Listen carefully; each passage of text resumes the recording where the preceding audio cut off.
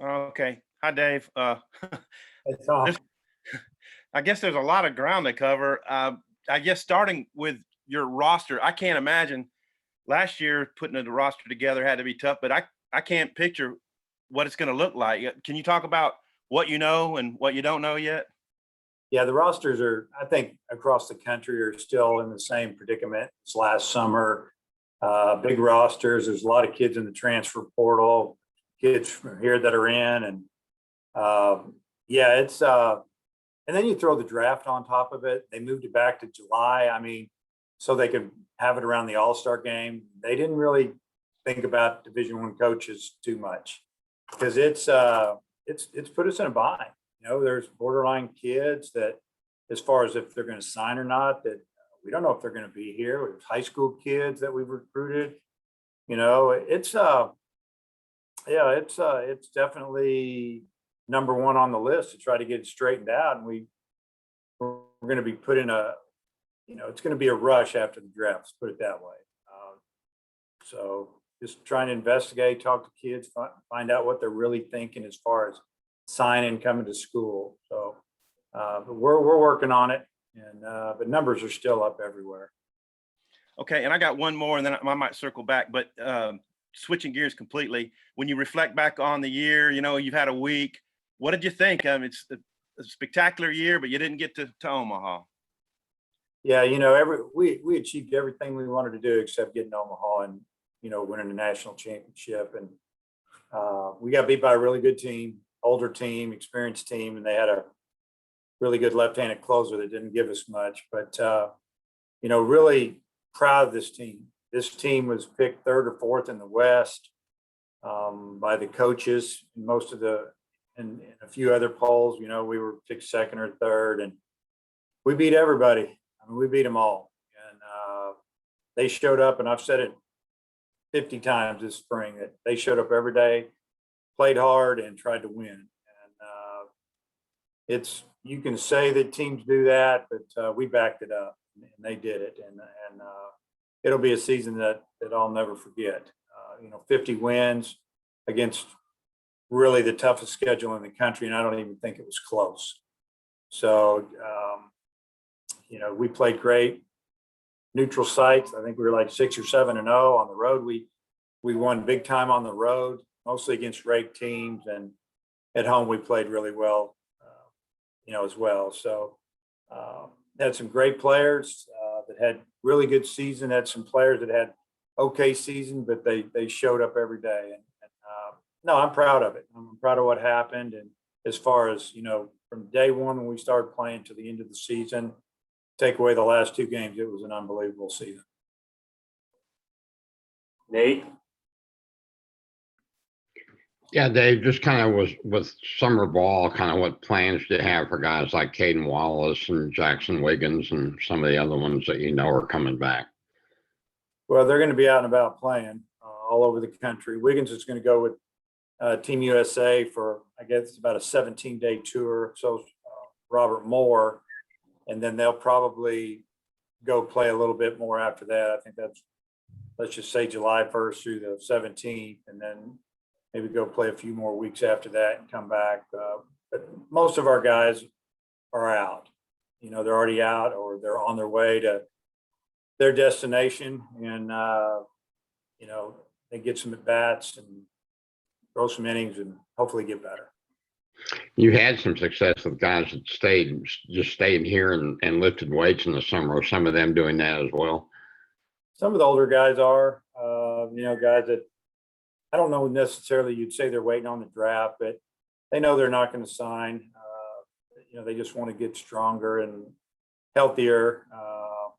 Yeah, there's definitely some of those guys hanging out this year. And right now we're still in this building. Hopefully we're going to move over to the new building in about 3 weeks. And finally, Paulette, has he had surgery yet, or is there any plans for that? Well, as of right now, there's no tear. We finally got the results, and he's rehabbing, and he's going to start throwing in a couple of weeks, and if he goes pain free, which he's pain free now, we're hoping, we got our fingers crossed that he's going to be okay. Thank you. Bob? Hey, Dave, how you doing? Good, Bob.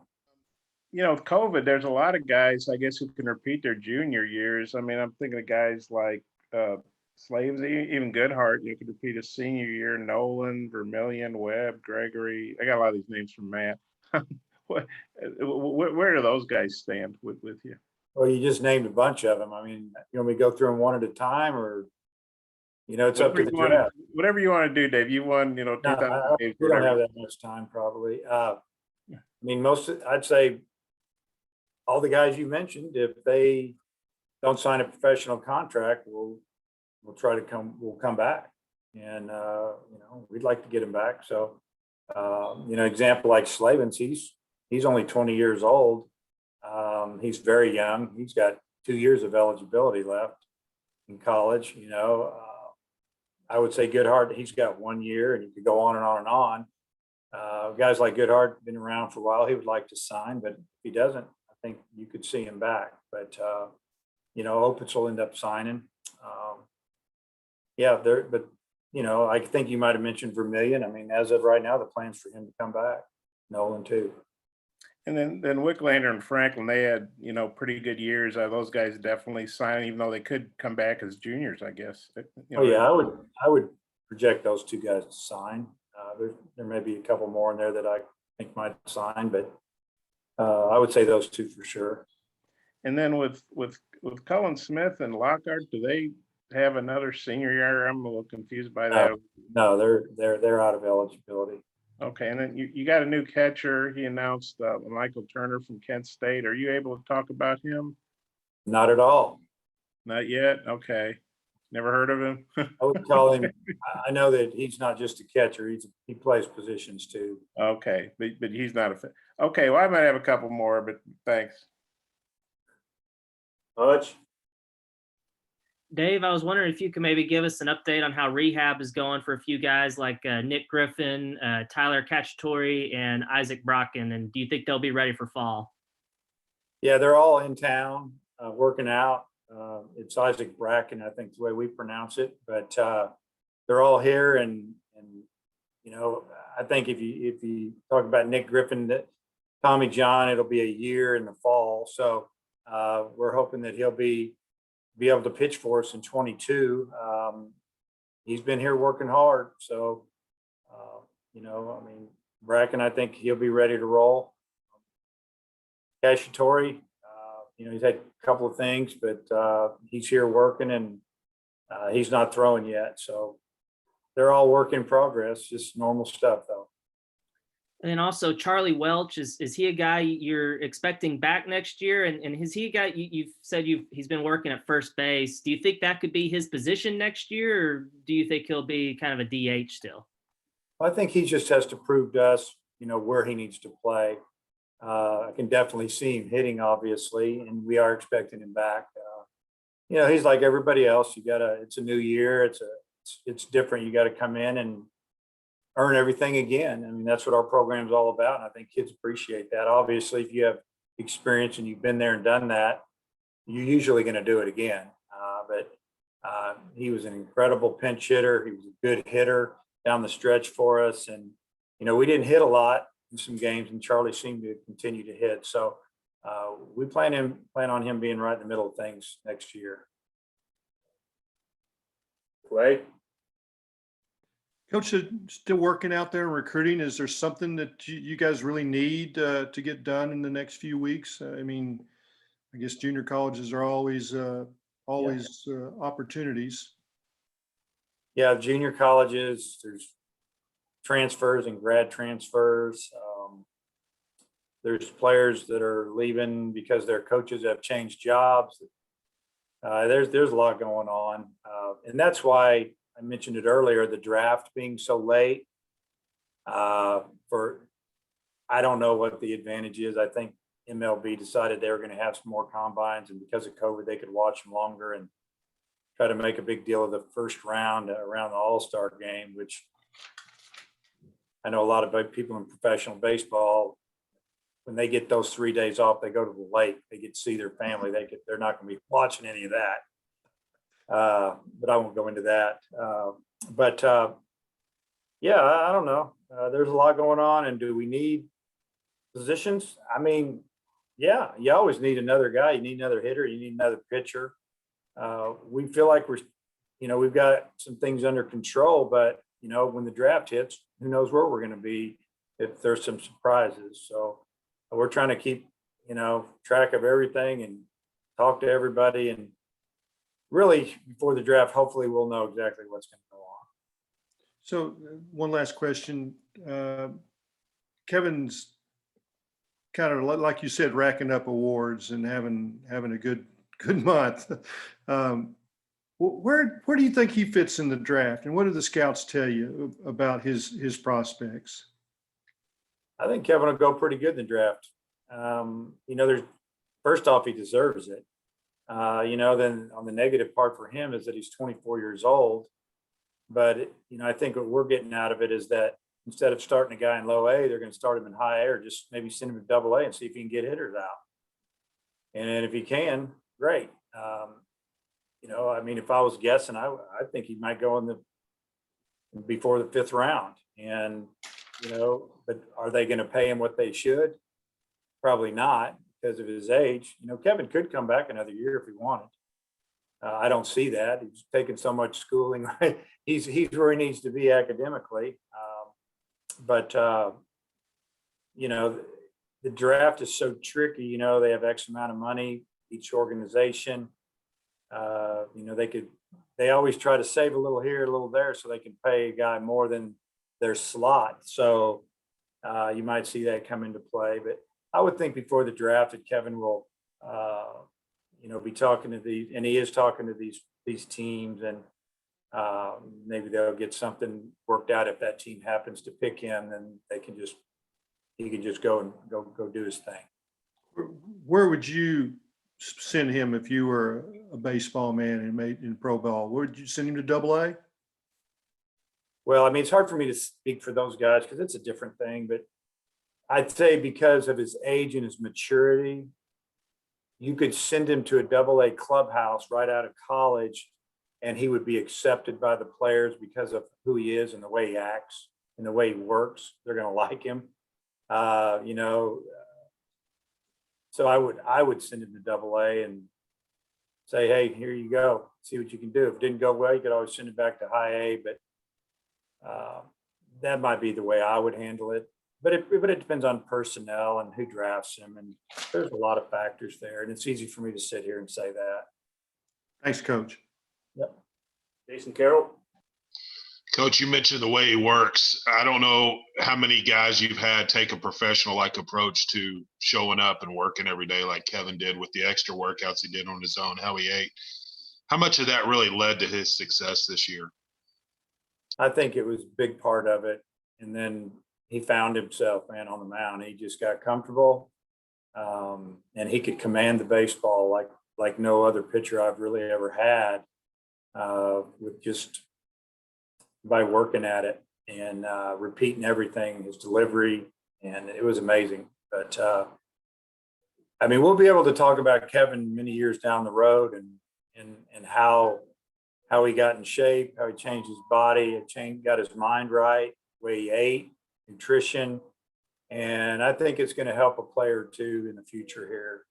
Just if they'll listen and look at the success he had. I think maybe not to the extreme that Kevin, the success that he had, but it's going to help make some of these players down the road better.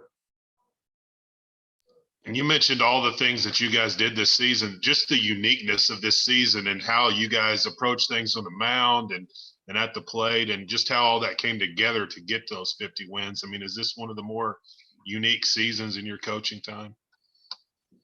Oh, yeah.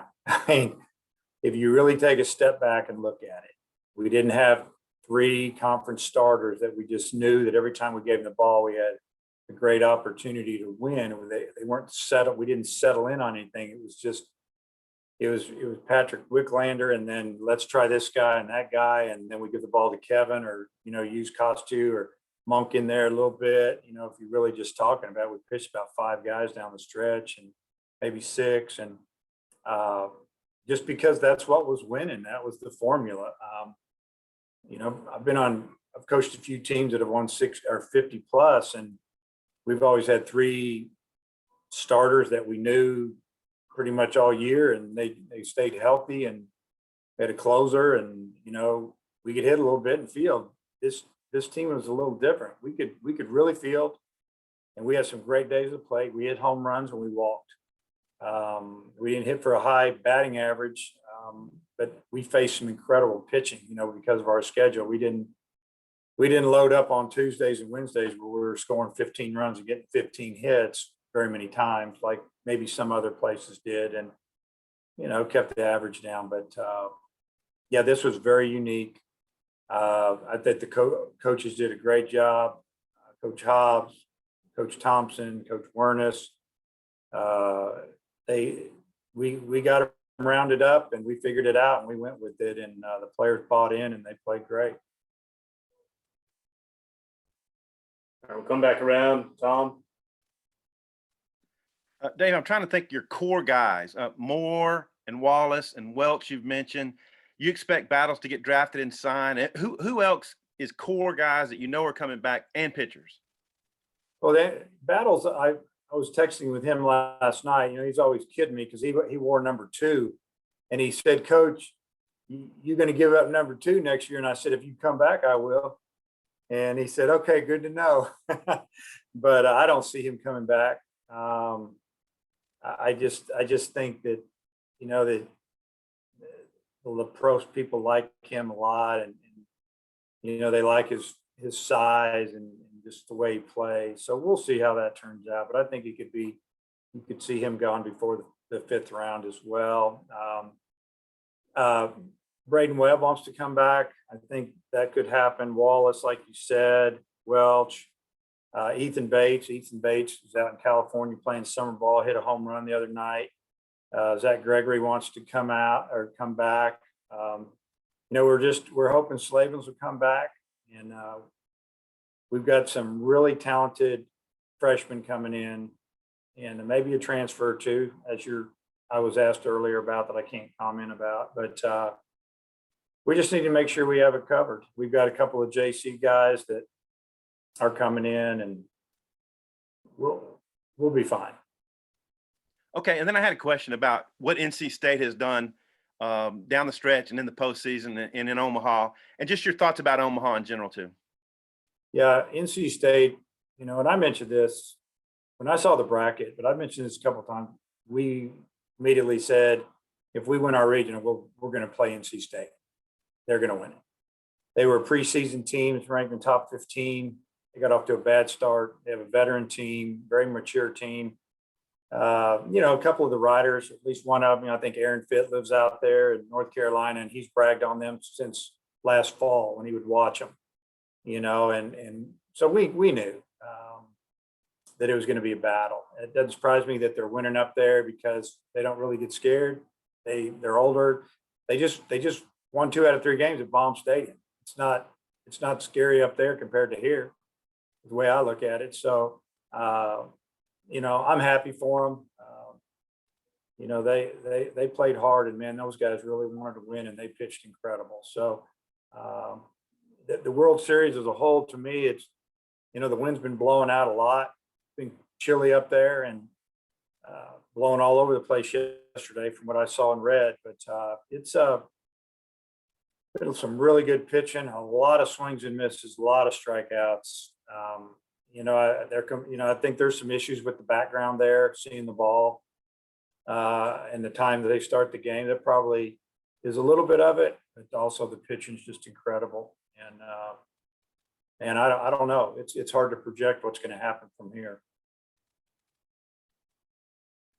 Bob?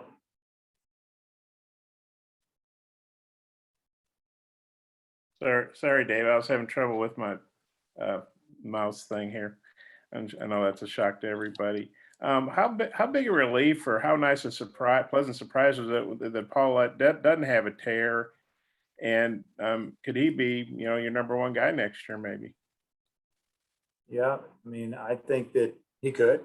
You know, we're not holding our breath on that. We just want to wait and see how this goes. I mean, we're extremely happy on what's gone on from the very first day that he hurt himself till now, because it didn't look good. Because you, as a coach, you see it and you kind of know how they act and react, and it just didn't. It was not a good feeling. But then they go in and they look at it. They think it might have a tear. MRI doesn't show a tear. They go back and they do the dye thing where they put dye in there, and usually it'll run to the tear. They did it. They sent those off to someone, actually two different areas, two different groups that are big time specialists in that area. They didn't see a tear. But doesn't mean there's not one in there. So rehab and then start to throw. And if he probably gets into summer, fall with no pain, he may be good to go. So we're excited about that. And then, Connor had a pretty good freshman year, and then, this year he was hurt, and that probably had maybe something to do with not starting well. What are your anticipation for him moving forward? I think Connor threw really well at the end of the year. We had a lot of confidence in him. Ball was moving, keeping the ball down, had sync, secondary stuff was good. And I think Connor is I'm hoping, and from talking to him and being around him, that he's kind of on a mission to get back and be better than ever. He's staying here this summer, working strength and conditioning, trying to get in really good shape. The arm's probably not 100%, but we wanted to get there, obviously, and be ready for fall baseball. And hopefully he's going to do everything that I just mentioned, and he'll be ready to go. I expect him to be one of our better guys next year. I think I read Andrew wrote this, but Bolden's in the transfer portal. Is that right? And was that kind of a mutual decision, or how does that impact you guys? Yeah, he's in the portal. Probably really don't want to talk about it. So it's all good though. Okay, I just got one more probably. I'm not suggesting you guys are going to win 50 games next year and go 22-8 in the SEC and run roughshod over everybody, but you've obviously got a pretty good, consistent track record. Well, what are your expectations for next season? Well, I mean, it's like it always is come in and get better in the fall, figure out where we're going to, who we have once this draft's complete and kids have made their decisions. I think that'll give us a lot better idea of what we're going to do. I see us starting a few freshmen in the field.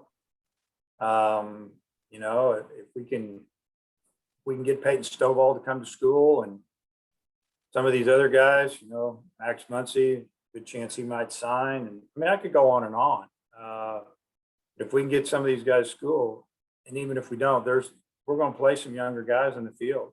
We've got a couple, 3 freshman pitchers that I think they can come in here and get after you early. And so I think you're going to see a good mix of some veterans and some really young guys out there. And I think that we'll be right in the middle of the league in the hunt, so to speak, come next April. But yeah, so we still have to see where the dominoes fall and where we're at. But we feel good about the talent that we have signed, and if we can get them in here, the future is bright. And you think about the league. The league's incredible. You got 2 new coaches. We got a new coach at A&M. We got another new coach that's going to be at LSU. The league gets tougher and tougher, it seems like, every year. So, and we're one of the tough ones. So that's where we're going to be. Thanks. Coach? Dave, I know you've talked in the past that the plan is for Wiggins to be a starter for y'all. Is that still the plan for next year? And what's the key? What's he got to work on to be that dominant starter that you hope he can be? Well, I think a good start is him being invited to be on one of the team. There's 2 teams this year with Team USA. It's not a normal year, and they're going to basically play each other in different venues. So basically, one night you're going to wear white, one night you're going to wear red, one night you're going to wear blue, and they're going to play. But he's going to get to be around a lot of the top players in the country. A lot of them are going to be a year older than him. They're going to be after their sophomore year. Obviously, he's only coming off a freshman year. So I think that's a good start. So he can see all that and be around that. And hopefully that will help him see where he wants to get and speed him up a little bit. We would like him to start. And so he's gonna start all fall for us. And he just needs to work on secondary pitches some more. With time, I think the command is fine. His command was better when he started than when he came out of the pen, and so he feels more comfortable there. He's got great stuff. He's got the body you look for if you get to pick one at this level and the next. So Jackson's going to be fine. And I think that he'll get every opportunity to start. And then Heston Toll, what kind of role do you envision for him? And could he be a guy that gets extended into being a starter? He's a strike thrower, obviously. His fastball increased his velocity 2 or 3 miles an hour from when he got here. But what he really did was he learned how to throw a slider for a strike, and it's a real pitch. You can get people out with it, finish them off, so to speak. So it's got a pretty good changeup. So I just mentioned 3 pitches. So why couldn't he be a starter? So, and I imagine that his velocity will go up another mile an hour or 2, and all of a sudden he's pitching 92, 93 with a slider and a changeup.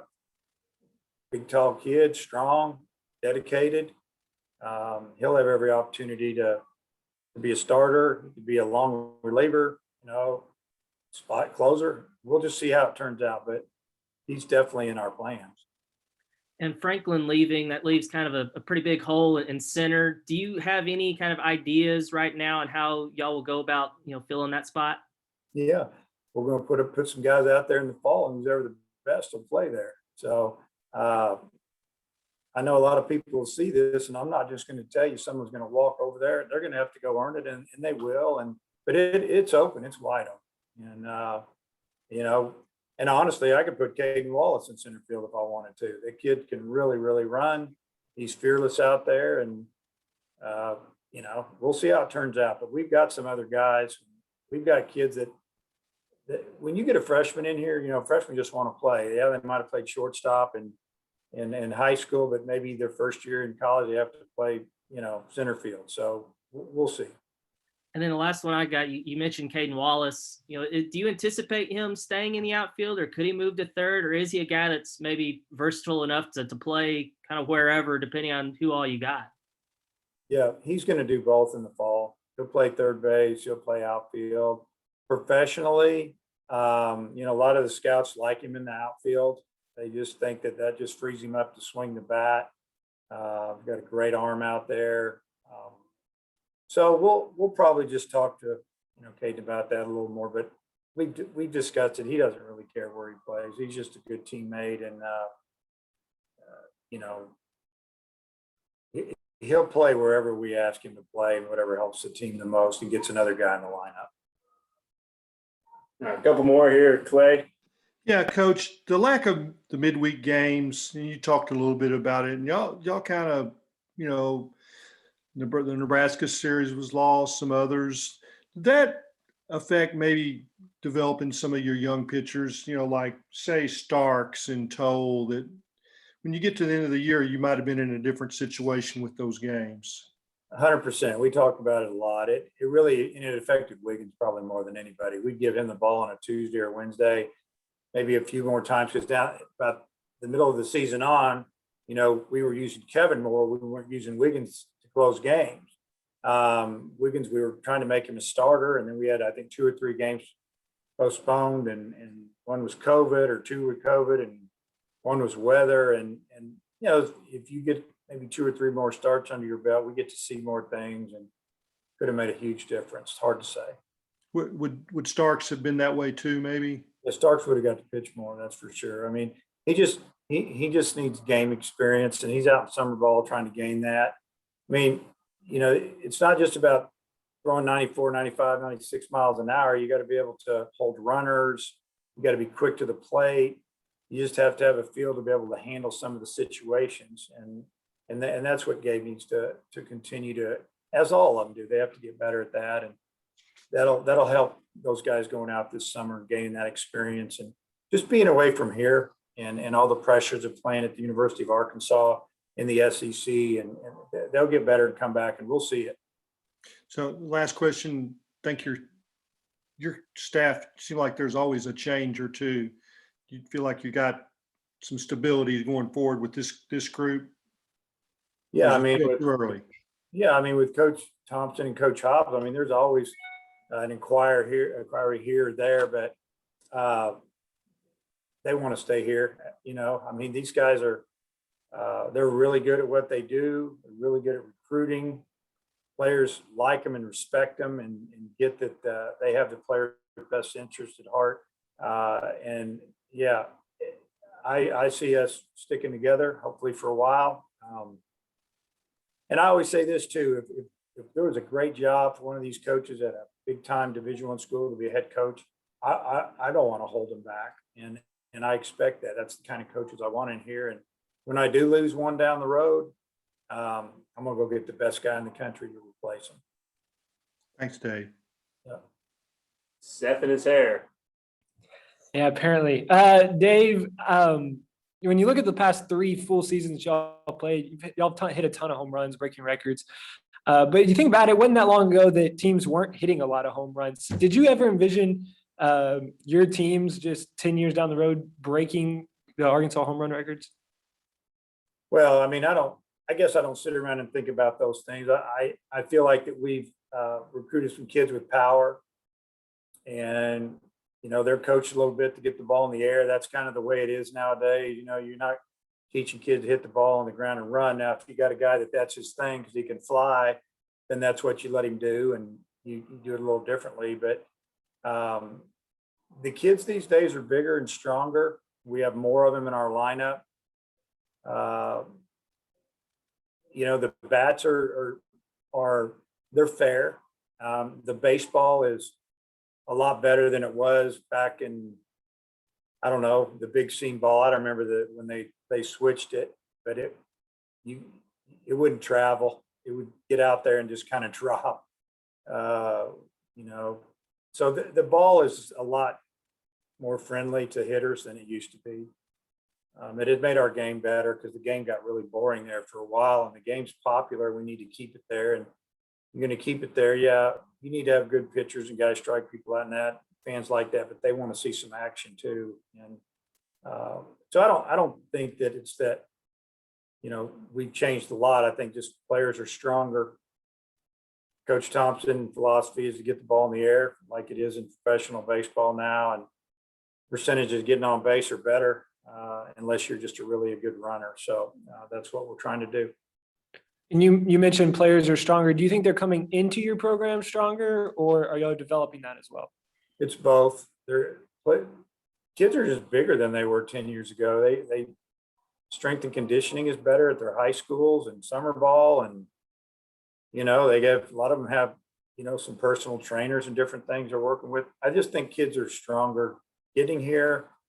They like the weight room, and you know, we've done a great job. I mean, Coach Kinsley's done a super job with our team as far as keeping guys healthy. You know, we haven't really, knock on wood, we haven't had hamstring issues. And obviously we've gotten a lot stronger and bigger, but it's more about strength, not about size. It's about strength and quickness. Thanks, Dave. Yeah. Final question, Phil Elson. Hi, Dave. You expect to move offices into the new building anytime in the next couple of months? I'd say in the next 3 weeks, probably about 3 weeks. And, you know, I don't want to move in there at all till they're 100% out.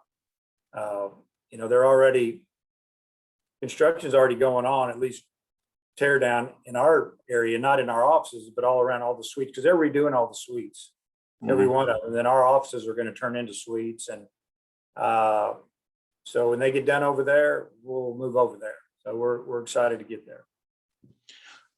Also, late in the season on a pregame show, you had told me that you felt, and I might not remember your words exactly, more energized and positive about coaching than you had in a while. I wonder if that was something that developed as this season went on, or if that was, a mindset that you had already going into the season.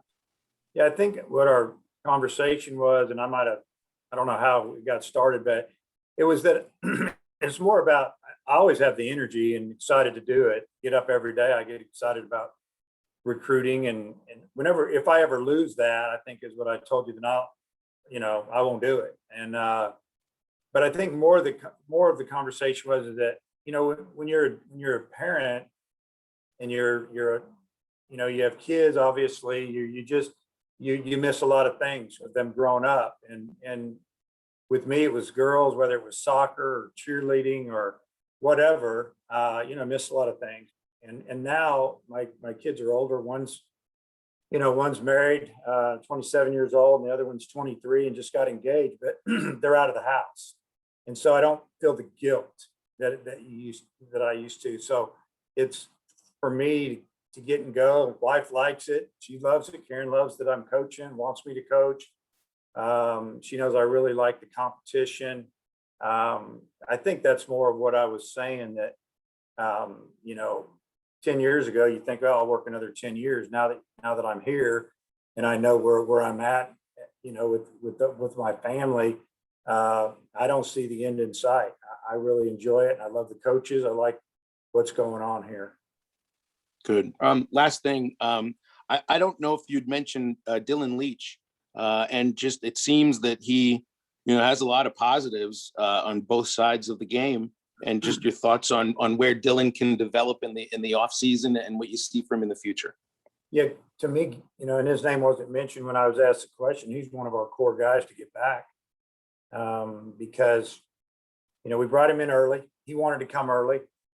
He knew he was going to back up Casey, wasn't going to play much, and he just wanted to learn from him. Now he's still very young. He's out in the California League. He's playing, and they like him. I heard he hit a home run the other night. When he got here, he was a switch hitter. We just felt like his swing from the right side was a lot more powerful. It was just a better swing, more powerful. That he's just right now he's focusing on hitting just right-handed. So Dylan loves to play. You saw the energy he brought when he played, and Casey taught him a lot, and I think it's going to help him going forward. So definitely expect him to be a big part of the team. Thanks very much. All right. Thank you all. Appreciate it. Thank you, Coach. Okay.